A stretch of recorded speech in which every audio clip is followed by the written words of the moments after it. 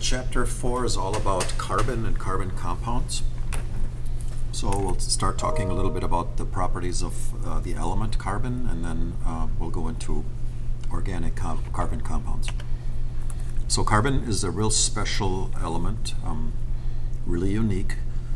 The way the electrons are arranged around the nucleus of carbon is something that gives it what we call a valence of 4. That means it has 4 outer shell electrons, and the outer shell wants to have 8, so it's able to form 4 covalent bonds with other elements, with other atoms.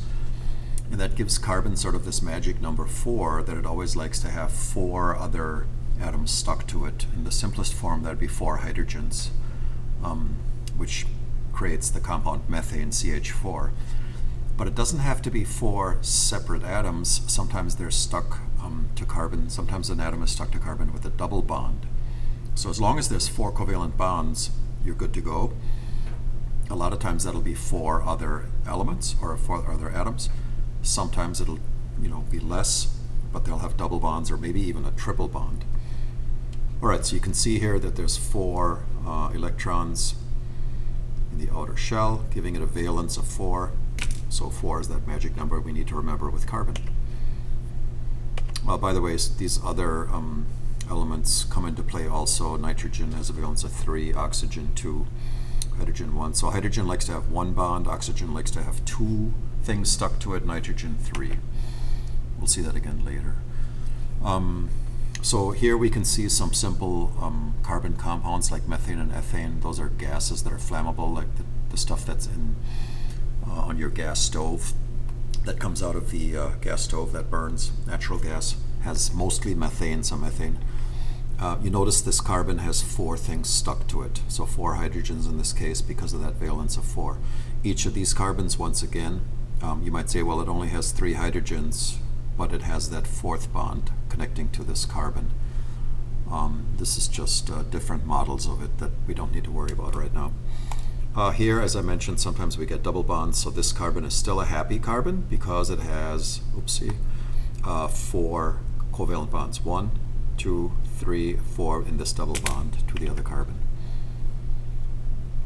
We call that ethene when there's a double bond. It's an alkene. When there's no double bonds, they're called alkanes, with just all single bonds. So here's some examples of alkanes. So just single bond carbon and hydrogen molecules are hydrocarbons. The simplest of them all is methane, CH4, that just has 4 hydrogens. Ethane is the next smaller one, has 2. Propane, butane, pentane, hexane, heptane, octane, nonane, and decane. Okay, so that goes from 1 to 10.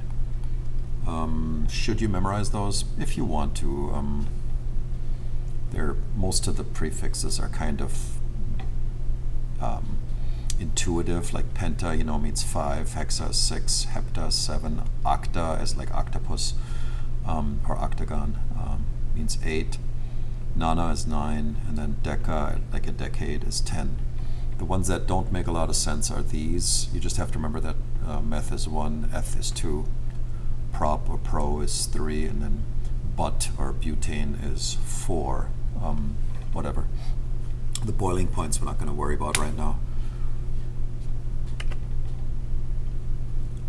All right, so we'll just do a real fast sprint tutorial on how to name alkanes. Sometimes I do spend quite a bit of time in class on this because it's fun, but it's not really important for the AP test, so we'll just kind of do this for fun, and maybe I'll give you like a fun quiz question on it or something like that. So if you know the names of these 1 through 10, that's important. So that's your base chain.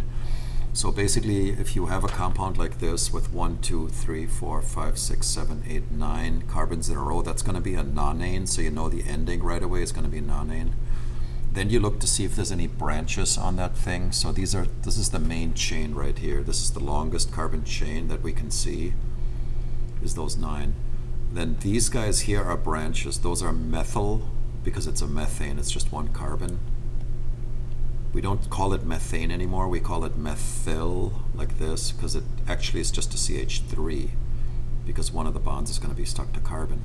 Here's another methyl. Methyl says 3 of them.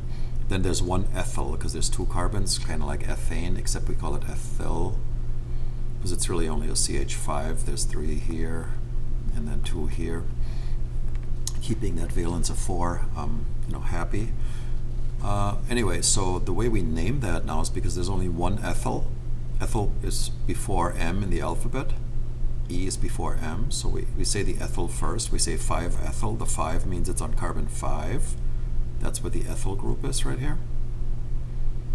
Okay, so we say 5-ethyl because of carbon 5. And then we say 3,4,4, and that's pretty intuitive because there's one on carbon 3, and there's 2 of them on carbon 4. So 3,4,4 means that there's 1, 2, 3. Tri means 3. Methyl, and that's these guys, the 1 carbon, nonane. Okay, so 5-ethyl, 3,4,4, trimethyl nonane. It tells you exactly where all the branches are, where all the side chains are, what they are, and how many of them there are. Okay, where are they? That's these carbon numbers. How many there are is the tri. There's 3 of them, and here this doesn't get like a mono or anything, or uni or anything like that. It gets no prefix because it's just 1 ethyl. All right, and then the prefixes are 2 is di, 3 is tri, 4 is tetra, 5 is penta, 6 is hexa. In terms of the branches, methyl, ethyl, so this would be 1 carbon, this would be 2 carbons, propyl would be 3, and butyl would be 4. And we're not going to like ever look at anything that has more than 4 for a branch. I mean, those compounds exist, but not really that important for us. All right, so that's how you name alkynes. So that's kind of a fun little thing, and it makes you sound smart because it's like you're an organic chemist. You know, most people learn this like sophomore year if they're a science major in organic chem in college. So here you're learning in high school. How smart you are. Amazing. All right, moving on. Here's some other examples of carbon compounds you can see, hydrocarbons that you can see. The alkanes are here. Okay, so this would be just single bonds. The alkenes are here. They end with ene because they have a double bond. Ine would be, like with a Y, would be a triple bond. We're not going to worry about that. Then sometimes they can be branched, like here. You can see 2-methylpropane, like what we just discussed. If they're just straight chains, they just get the name like butane or propane or whatever. Sometimes they're rings, then they get a cyclo in there. And sometimes they're specialized rings with double bonds, then they get a special name like benzene or something like that. We're not going to worry about the naming of the rings or anything like that, but just know that there can be rings, because we're going to look at rings quite a bit later when we look at different biological molecules. And by the way, all of these are organic molecules.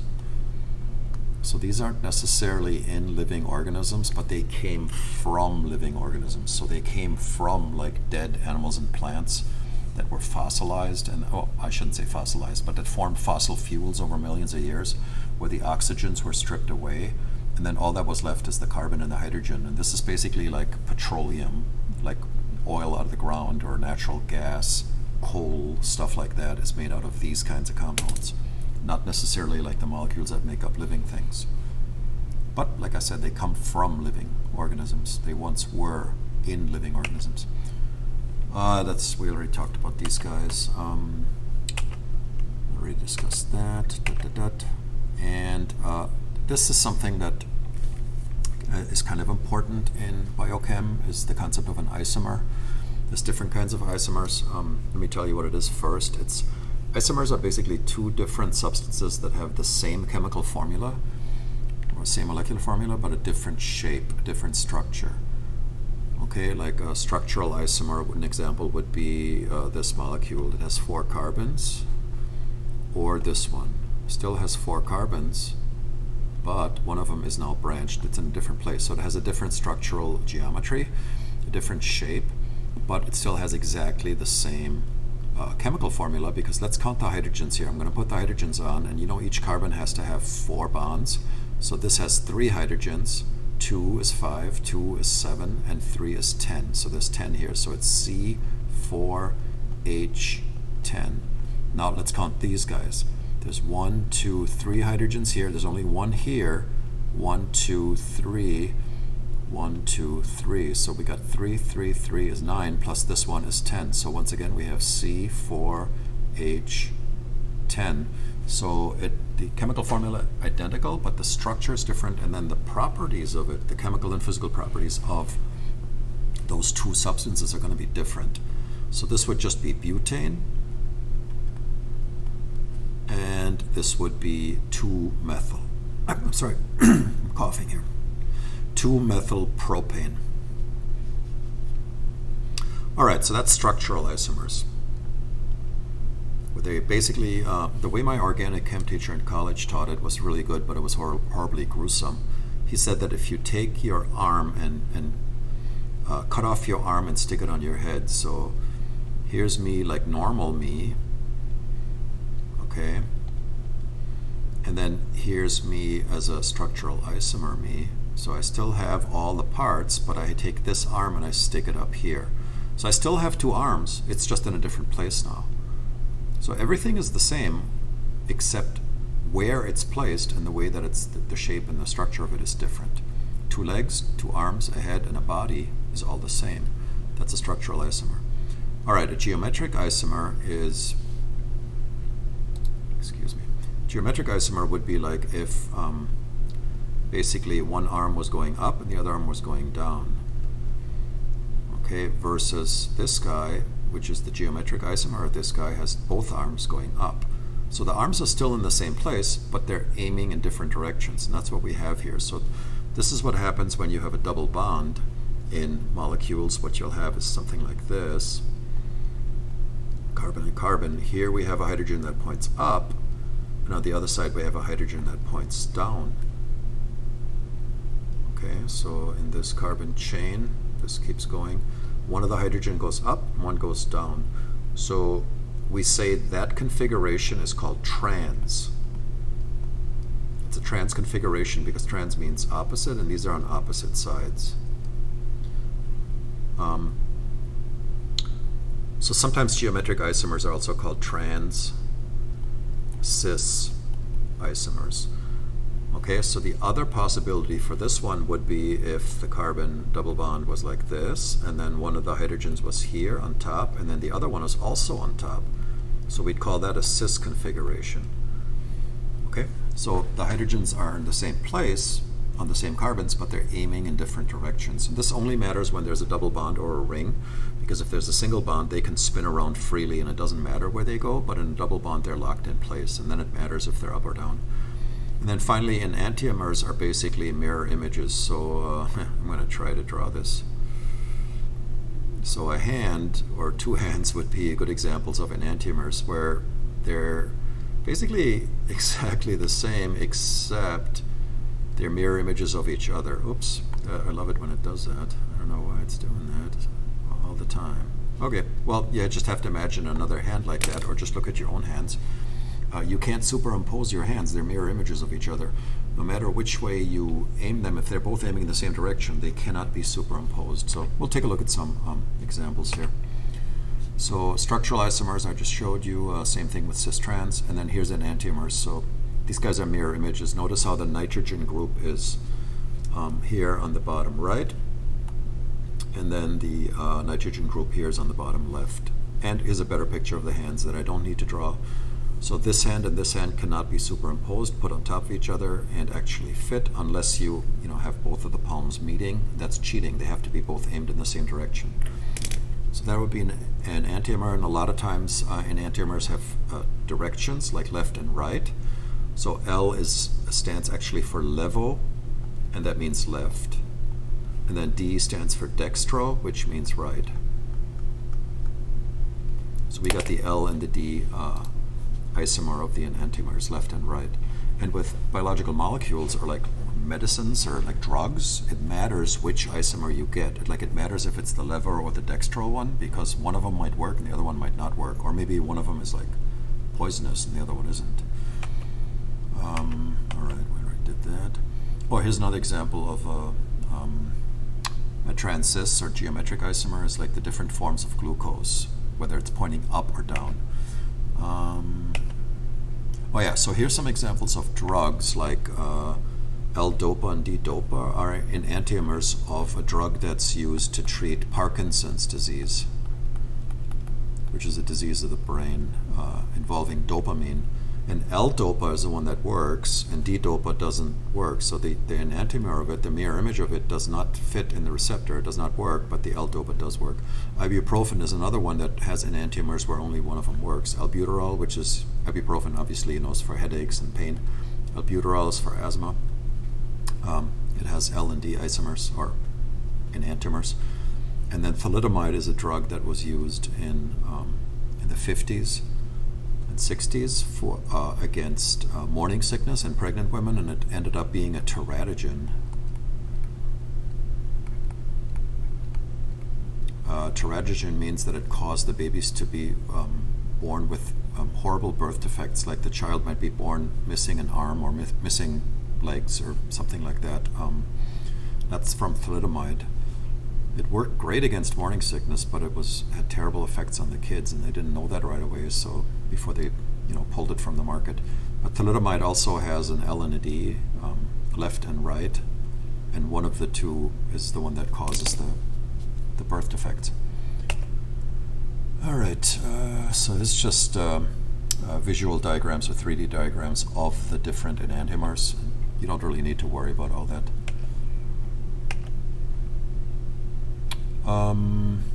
This we'll talk about later. We'll talk about that when we talk about lipids. We'll talk about estrogen and testosterone and the fact that they're based on cholesterol. There are 7 functional groups that the College Board would like you to know about, and they're listed here. They used to say that they wanted the kids to memorize these, but I don't think that that's necessary. You're going to learn these like automatically as we go through the different units. You're going to learn what these are. Most of them, at least. Hydroxyl is just hydroxide OH. That's super easy. Like, you see that on water even. Like, oxygen has water has a OH, basically a H combined. So there's your OH, there's your hydroxide. So you could say water is actually like hydrogen ion and hydroxide ion, like this. That forms a hydroxyl group. Carbonyl or carbonyl is just a double bond O.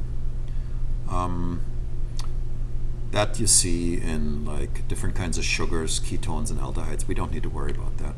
Carboxyl we're going to see all the time, so that's a C double bond O OH. We'll see those in amino acids, in fatty acids, in a number of different compounds. And those are pretty important. We'll mention these again. Amino is NH2.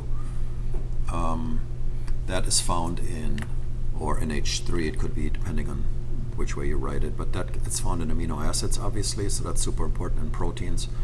Sulfhydryl is a SH, so sulfur and hydrogen, that's found in specific amino acids in the R group. We'll talk more about that, and we'll talk about which one and why that's important, but it helps amino acids link together and strengthen proteins. Phosphate, super important in like DNA, ATP, phospholipids, stuff like that. It's PO4